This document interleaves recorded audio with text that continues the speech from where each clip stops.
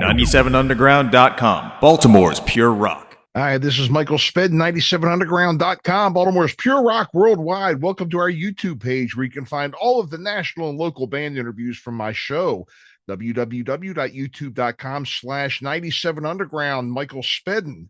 Remember, The Back of the Rack is now on every Monday from 2 to 4 p.m. Eastern Time and on Wednesday from 2 to 4 a.m. Eastern Time for the replay.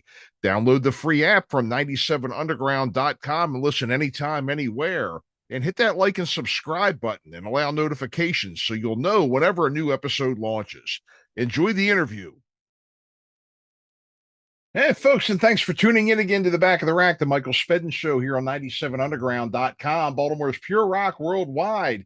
Today's guest is Brad Cox from Skitzo Calypso. I had a great time talking to him about a lot of different things. They have a new album that they're working on right now with Tony Corelli over at the Deep End Studios.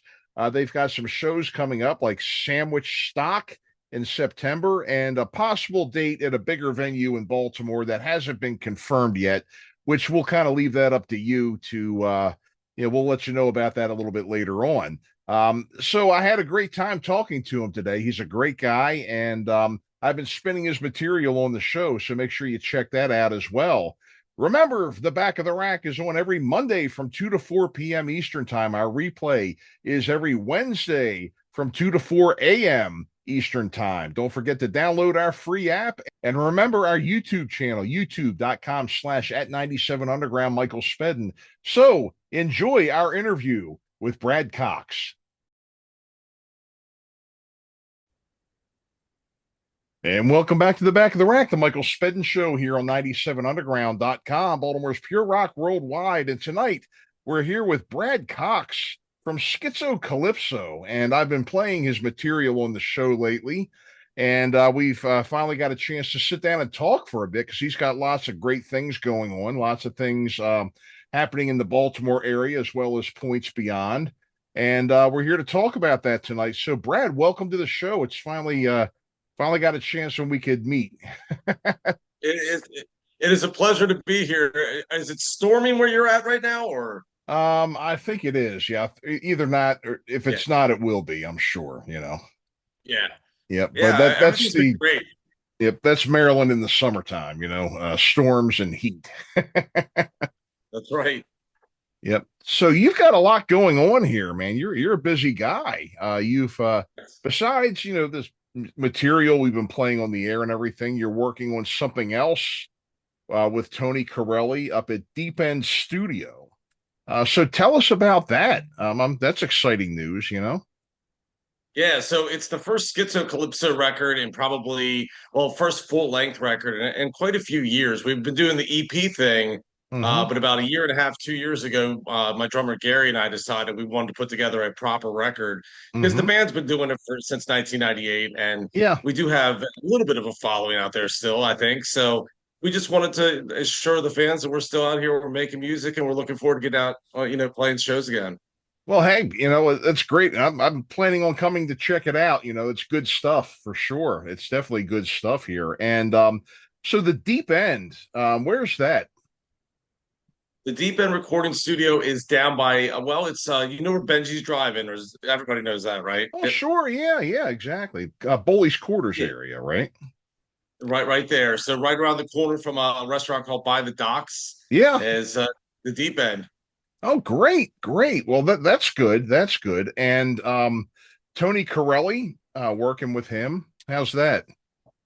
He's phenomenal. I've been working with him for about, I guess, 15 years now. So he's done a couple Skitzo records, a couple We Love the Underground records. He did my Veteran Avenue project, which is that was like a 30-song event with a lot of local musicians, and he's just a great producer to work with.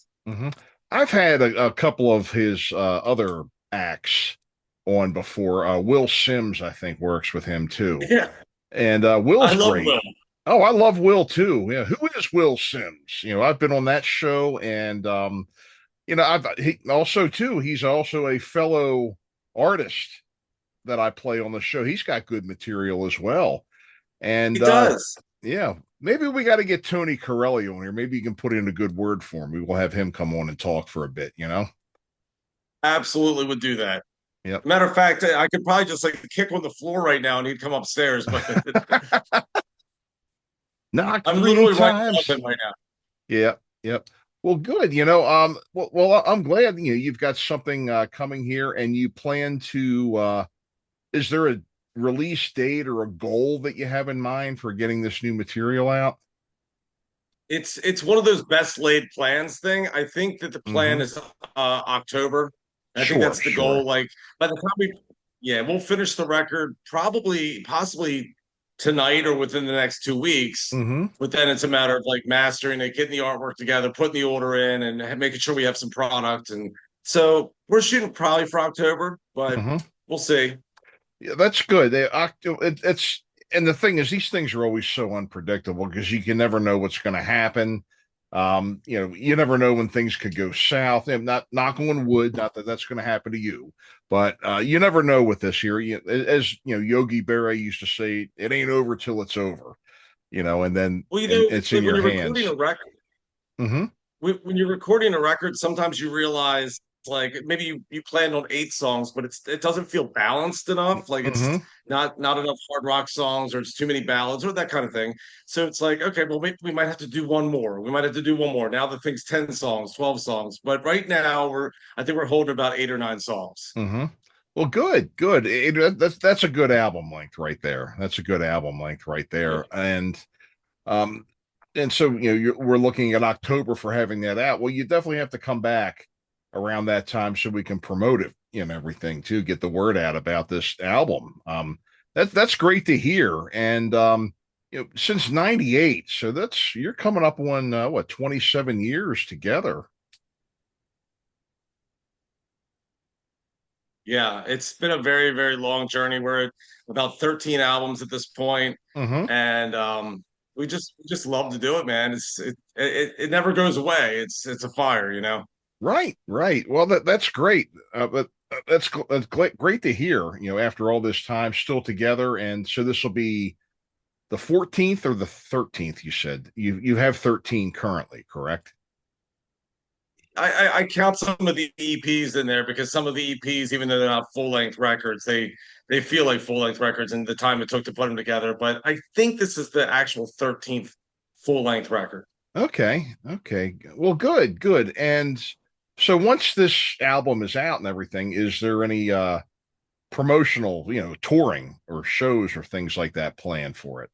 A release party I or think we're anything? just Yeah, that's what I'm thinking in October. We're looking at the Record Theater because it's like kind of like a home base for us. We Hmm. played the Record Theater probably 50 times, at this point, and it's Oh, always been that's a home great. base. And yeah, and Paul Mann is great. As a matter of fact, I ran into him at the Maryland Music Awards last year, and he's like, Mhm. "When are we doing the show?" Like he wanted to do a Skitzo Calypso reunion, so we bring it to him, and it's always exciting. I mean, Mhm. and Towson's great because you can pull the people from Baltimore, but you can also get the people from northern Baltimore, Right, and it's right. all ages.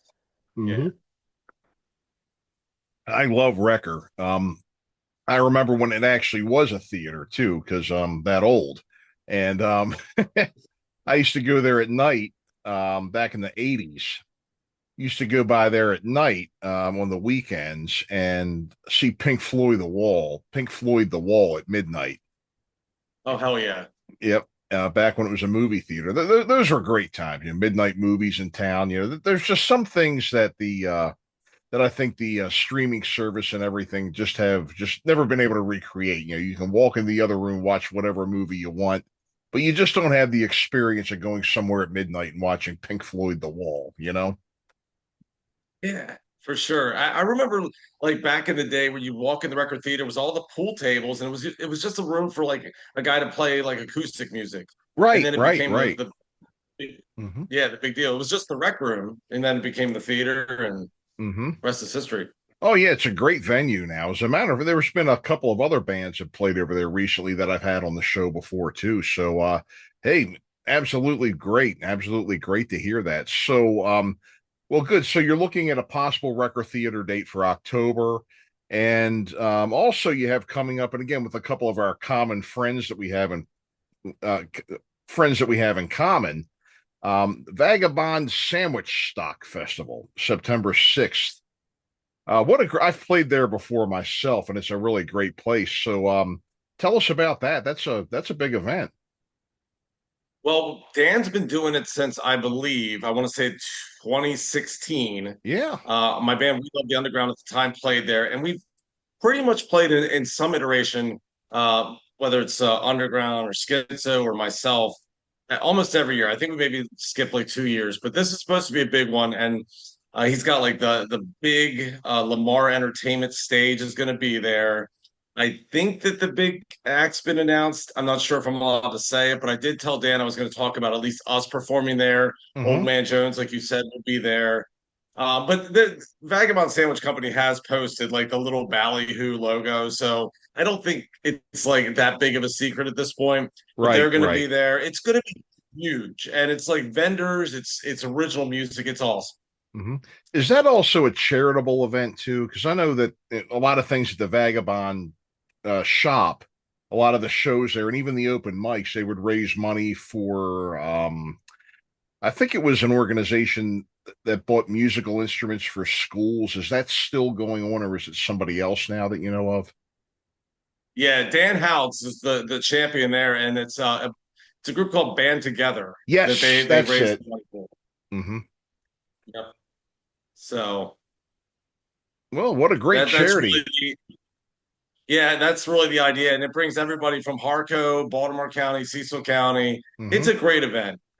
Oh, absolutely. Well, let's raise a lot of money so we can give these school kids some Les Pauls and stuff, you know. So, well, Like no more harmony guitars. We're gonna go right to like the Ibanez's, the Fenders, the Gibsons, exactly. the Exa- PRS, right, exactly. No more of the Montgomery Wards or if you can remember those days. Wow, boy.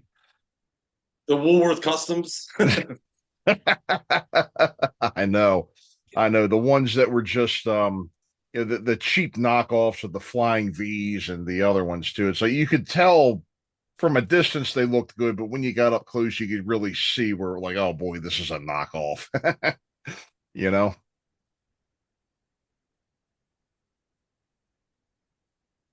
Yeah. Yep.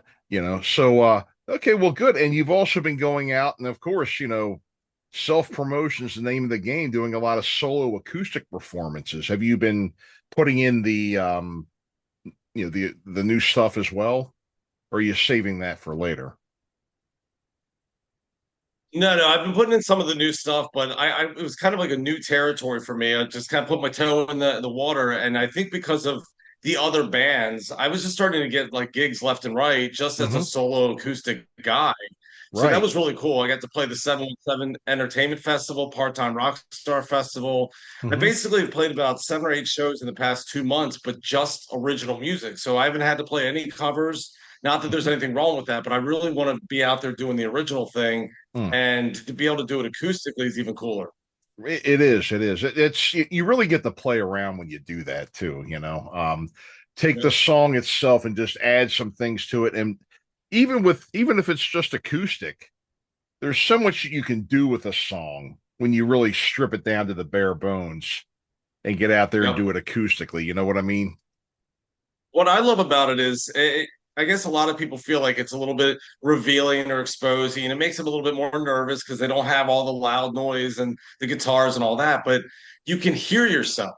Hmm. And as a singer, when you can hear yourself, you can really get into the nuance of a performance. Hmm. So I feel like the performances are even better. Sure, sure. Well, hey, yeah, yeah, I agree. I agree. 'Cause yeah, I did acoustic for a long time myself too, and you do really get to hear the song, without everything else in it. Just the basic bare bones to it. And what can you add with minimal instrumentation? It's challenging and it's fun Yep, too. Well, great, great. absolutely. It's been Great. Well, you've got lots of great news and everything coming up here, a lot of great shows and that kind of thing. Are when you're getting out and promoting and playing and things like that, what markets have you been hitting? I've been hitting Harrisburg, Northern Pennsylvania area, obviously Baltimore. We've been down in DC. Hmm. And by we, I mean there's a couple guys that like we like to play together acoustically. Will Sims is one of them. Oh yeah. Derek Credito, and just basically just trying to get as many places as possible Mm-hmm. within a reasonable distance. Like Harrisburg's only an hour and a half, Yep. maybe north. Yeah, so Mm-hmm. that's kind of the circumference of what I'm working with. I would love to do like a 2 week tour acoustic though, go Mm-hmm. to like Los Angeles and back, that kind of thing. Oh So yeah, that's yeah. kind of a goal. Go out and hit the right. And you know what's interesting when you do that too, and tell me if you agree or not. Like it seems like different towns tend to respond to different songs. Have you found that out too? Well, one of the things that I have found out is that when you play out of town, Mm-hmm. there's a little bit more interest or intrigue about what you're doing because you seem like you're coming from somewhere else. Right, right, So right. people they seem a little bit more interested and dialed in because you're not just somebody that they could see the following weekend or something like that. You're like, who's this guy? There's a little bit of mystery to the whole thing. There is. I agree. I agree. And then it just seems like though too, because I can remember years ago with me when I would play, my band would play in different towns, New York, DC, what have you. There was always a different response, and people liked songs that one town didn't like the songs that the other town liked. So we would kind of change the emphasis of our sets sometimes to kind of accommodate that. But it's always interesting what people like and what they don't like in different areas too. You know what? Like played up in Harrisburg. Harrisburg has a really, really poppin' metal scene, They do. like really heavy stuff. Hmm. And the guy that booked me acoustically up there, he booked me because I guess we're just friends. And he's like, I'd really love you to play my 717 Entertainment Festival. And I'm like, sure. Well, I went up there and it was like literally I was one acoustic guy in the middle of all these like crazy metal bands. Hmm. And I was like, well, here goes nothing.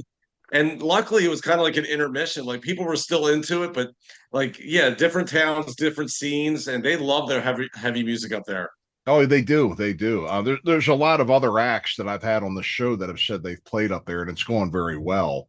And Yeah. I know that there was one place that recently closed down up there, I think, but other than that, the scene's going pretty well. I'm always hearing about shows in Harrisburg and Philly too. Yeah, and they seem up north like they're just really into music, Hmm. original music. Like they just love it, and Yeah, I love that too. I mean, Baltimore's got that too, but it's just I don't know. It's they're really intimate with the bands. right, right. And Harrisburg is the home of Poison too, by the way. Okay, well there you go. Yeah. Look what it was one of the first cassettes, man.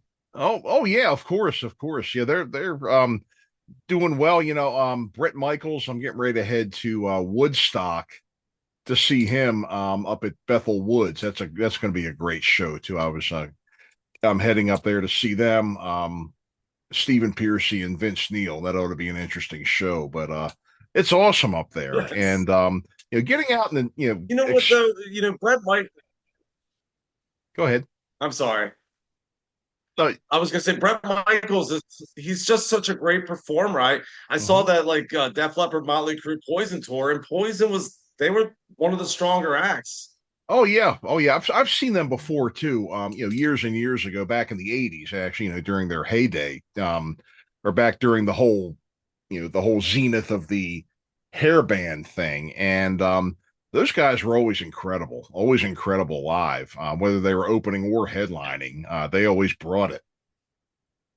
They Yeah, for sure did. sure. Yep, yep. Oh, I think the storm's making its way up here.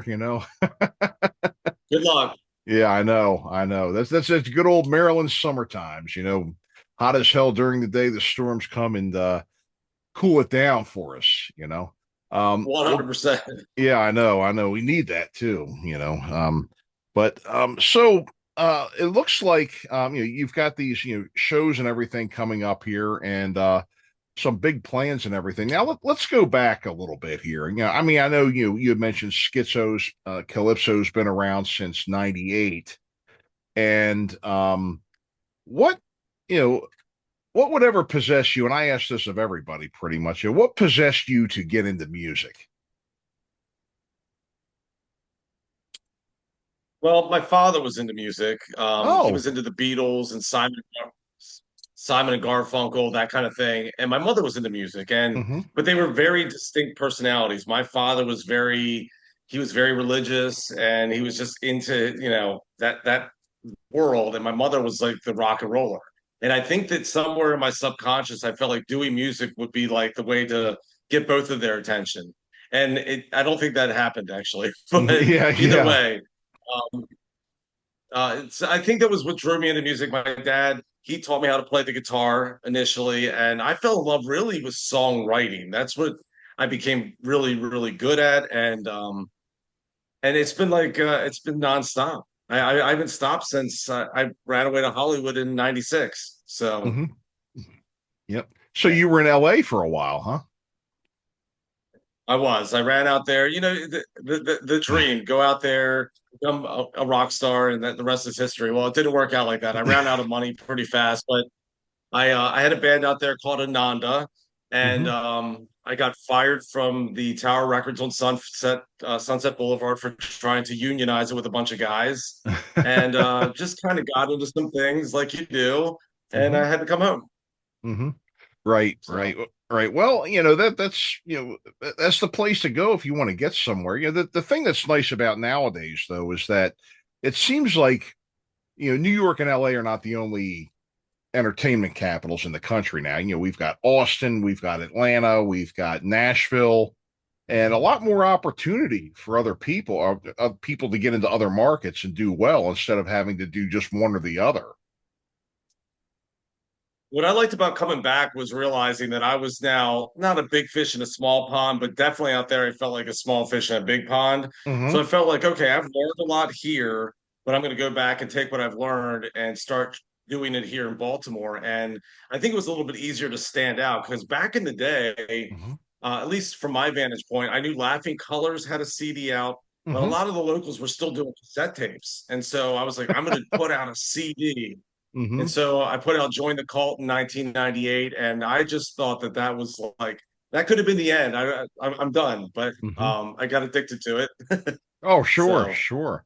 Yeah, I mean, it's not hard to get once you get the bug. It's not hard, and even if you stop and take a break for a while, it always seems to find its way back to you. But yeah, I can remember those days of cassettes. Giving out cassettes at shows, and how about promotion and stuff too? Because I'm sure if you were playing back then, we didn't quite have social media yet. So. Do you remember going out and flyering? oh yeah, we used to have street teams. We used to have people putting up flyers for us. I used to go like whenever there was a show, I'd go to Kinko's. I'd get my 11 by 17s. I'd go down to the Record Theater, Guitar Center, all these different places, slapping them all up. Mm-hmm. And and the cool thing about it was if people wanted to see you, Mm-hmm. they could hear about you, but if they wanted to see you, they had to go to the show. There was They like did. they didn't know what you were doing, so there Mhm. was that again mystery or that like I don't know, like just just this whole like intangible to the whole thing. Right, right, right. Well, it was the thing back in those days too was that if you wanted to play, you better have been out putting up flyers and meeting people and everything. Everything was face to face. Everything was, you're out at the club, you're visiting people. You're out there basically trying to sell yourself to get people to come out. And I think a lot of that's been lost nowadays, especially with social media, because as much as I used to do it in my bands, and tell me if you agree, a couple of years later when social media started, you'd go out and you'd hand out flyers, and people would look at you like you're trying to spit on them or something. You hand them a flyer, and they're like, "What's this?" Like, "Well, it's a flyer I'm playing. Come see us." Right. Yeah. Like, my Yeah, God. I remember back in the day. So I put out 5 records before I really started playing live with Skitzo Calypso. I mean, Hmm. there were like pop-up shows, but like the first big show at Record Theater, I remember the band basically kind of coming up the walk there, and there was a line wrapped around the building because people had heard about the band and they had heard the records, but we Hmm. didn't know we had a following. We had no idea. Right, So it was right. just as exciting for us as it was for them. So we're like, this better go well, guys. It's like we Yeah. actually had people there. Hmm. I know, I know. Yeah, it's yeah, and just the fact that it's the personal part of it too. You know, the personal part of it, not just putting out images and seeing if anybody notices and wants to get off their butts and come out. You know, it's the Yeah. fact that you're actually, kind of bonding and making friends and, building your following that way. Um, Also a very, very important part of it, which nowadays too, it seems like back then it seemed like the show was more about you, the performer. Nowadays it seems like the show's all about them because people are taking pictures of themselves at your show like they've actually accomplished something, instead of like this is their accomplishment and not yours. Yeah, it's hard to say like what being a rock star in 2025 is anymore, right? It's just completely changed.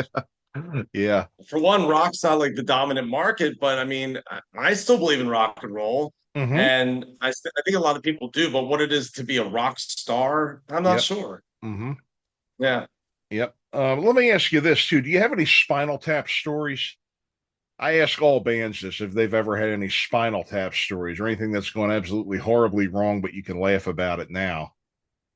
Yeah, so there was one show I remember in particular, our bass player, he um he was having a bad night, I guess, but we didn't know what was going on. We saw him, we looked over, he had taken his bass off and he overhanded it into the crowd, walked out of the building, unbeknownst to us what was going on. We later would find out he went outside to smoke a cigarette. 2 songs later, he comes back in, puts the bass back on, finishes the set, and we're like, dude, what was that? And he's like, well, my bass was giving me problems, and I just had a mental breakdown. So anyway, the club was like, okay, don't ever do that again, but you owe us a show because that wasn't cool, right? Mm-hmm. So they give us another show, and we go up to that show, and our guitar player at the time was going through like a really bad time. Well, he ends up getting really drunk in the parking lot. Oh So we no. get up on stage. This is the same venue, and the whole all of these people are there, and he falls off the stage. He Oh puts his arm around jeez. the mic and just falls off the stage. We still finished the show, but it was just like the club's like, guys. But it ended up being like just a funny thing. So it was kind of like 2 Spinal Tap moments in one, but it was Hmm. the culmination of moments that made it hilarious. Now, were these first like among the first gigs you had at this club, or were you pretty well established there at that point? We were pretty well established as a band in the area, and these Right. people knew us. But yeah, it was one of the first gigs at this particular venue. And there's actually a picture. I'll try to find it, but you see the bass player just like this, but Hmm. there's no bass in his hand or on his body. It's Wow. clearly already left. It's in orbit. Wow. Jeez. And that's very trusting too, because you could very easily have had a busted headstock or something awful happen to it that way too. He may not have cared. That's So true. That's true. I guess sometimes, he must have been very quite in rare form for to do something like that. So all right, well look, in the time we have left, I'd like to give you a chance to shamelessly plug anything that you have right now. Your socials, your websites, what's going on, events. Let's go ahead and go. okay. So all things that I'm associated with can be found at bradwilliamcox.com. It's spelled Cox. Hmm. Um, the other page, schizocalypso.com, is well, it's skitzocalypso.com. Hmm. You can find all the Skitzo Calypso related news there. I do a podcast called the Mouthful of Graffiti podcast, which a lot of people know about. It's an arts and entertainment podcast. I'd love to get you on. You Sure. were talking about Hey. Will Sims. Yeah. And I'm an author as well. So again, you can go to bradwilliamcox.com and check out all that stuff.